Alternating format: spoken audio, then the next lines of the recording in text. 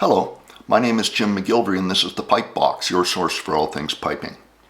If you find this video useful, please give it a like and please subscribe to this YouTube channel to see more videos like this. We're going to go over some music today, and you can print this music out by going back to the description of this video on my YouTube channel, where you will find a link to a PDF there. I would like to do a Piobaireachd movement with you today, a complex movement called a Chedari, which looks something like this.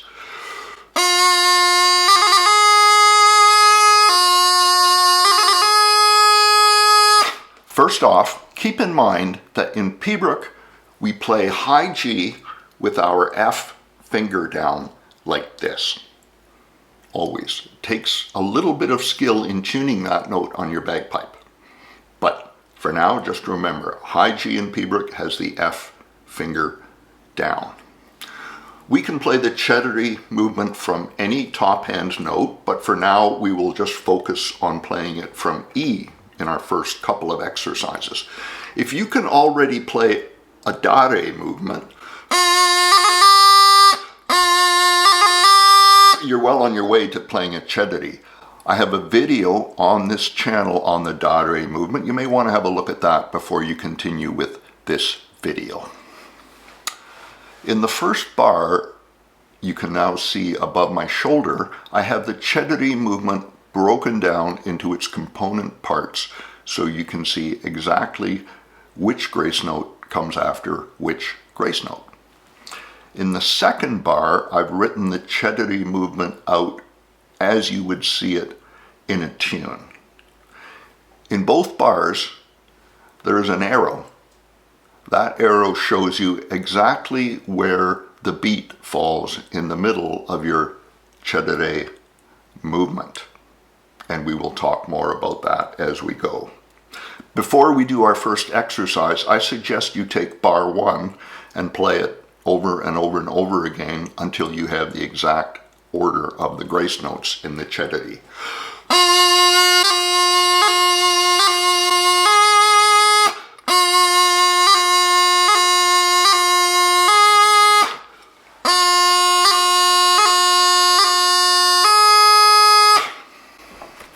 In the first exercise we're going to break the movement down a little bit. Let's have a look at that exercise now before we play it.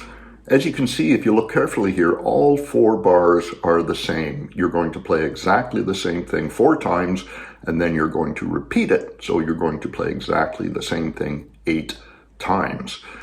In the middle of each bar, you'll see what looks like an E doubling.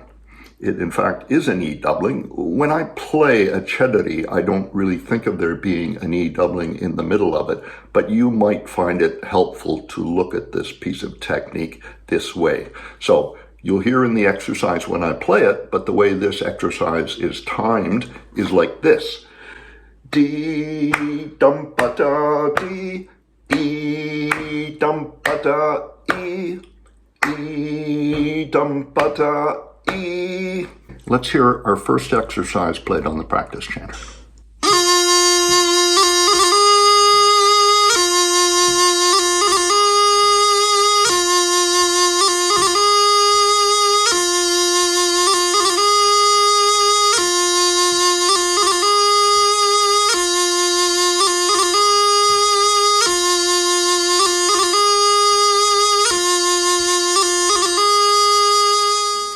If you found that exercise challenging, you may want to stick with it for a few days or maybe even a week or 2 until you get the order of the grace notes correct before you put it together into a full Chedari.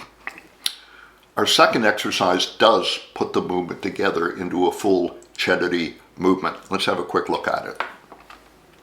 Again, as you see, all 4 bars are the same. You're going to play the movement 8 times. Our most common usage of the Chedari movement is to go from E to high G, just as we're doing here. I know that in its entirety it looks like a frightening movement, but as you're learning the Chedari, you can play it as slowly as you want until it becomes second nature. So you can play it slowly like this.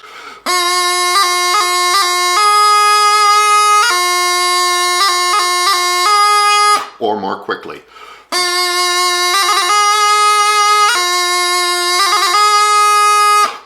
Okay, let's hear exercise 2 on the chanter.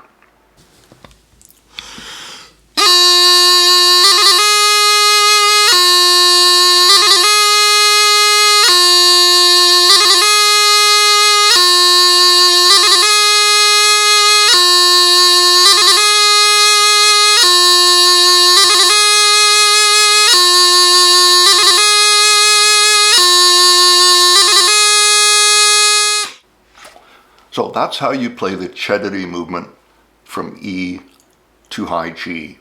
I trust you also noticed the arrow in the middle of the Chedari movement in the first bar of that exercise, showing us where the beat falls in the movement. So as you're playing that exercise, it is timed like this. He but diddly, he but diddly, with the beat in the middle of the Chedari, right where the G grace note hits the E. You can also play the Chedari movement from other top hand notes. You can play it from F, you can play it from high G, and you can play it from high A. It looks like this. The Chedari from F.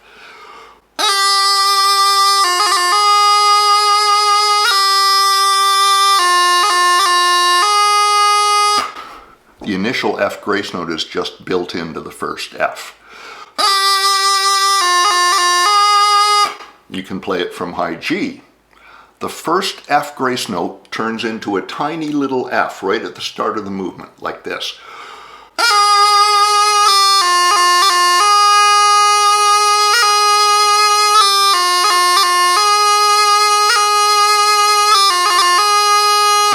High A is very similar, a very short F down to the E right after the first high A.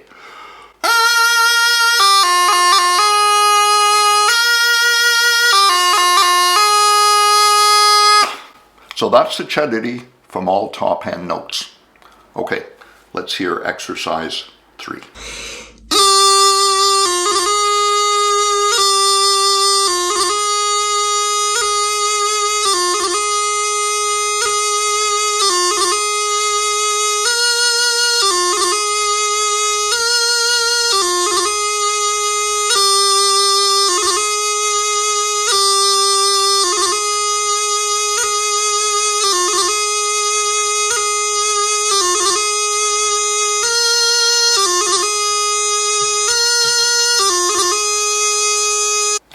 Our final exercise puts the Chedari movement together in all its glory from every top hand note. If you're still having a little bit of trouble playing the movement up to speed, don't worry. It takes time to get this movement right and up to speed. Be patient, play it as slowly as you need to play it. Lots of repetition will eventually give you the motor muscle to play it up to speed. If you aspire to be a good Piobaireachd player, you want to make exercise 4, which you're about to hear here, a part of your daily or at least weekly exercise playing. The Chedari movement, when it appears in Piobaireachd, may only appear once or twice in a tune. So just playing the tune with 2 or 3 movements in it is not enough Chedari playing to cultivate a good movement. You'll need to play this movement outside of your Piobaireachd playing in order to be able to hit it reliably every single time. Okay, let's hear exercise 4.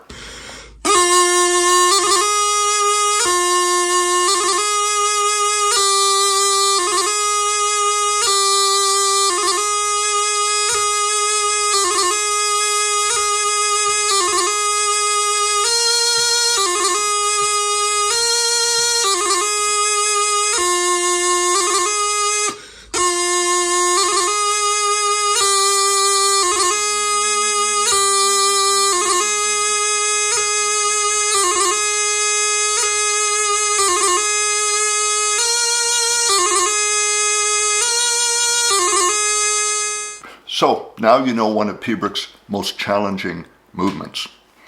One great advantage of working on the Chedari movement is that it will make your dare and your vedare movements improve as well. Those are your F throws, where we're also wiggling the F and the high G fingers quite a lot. So Chedari and dare movements really go hand in hand.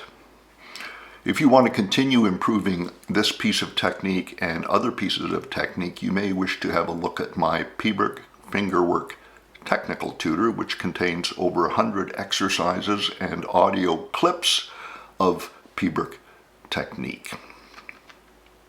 That's it for the Chedari for this week. From me, Jim McGillivray, at the Pipe Box. Until next time, good piping.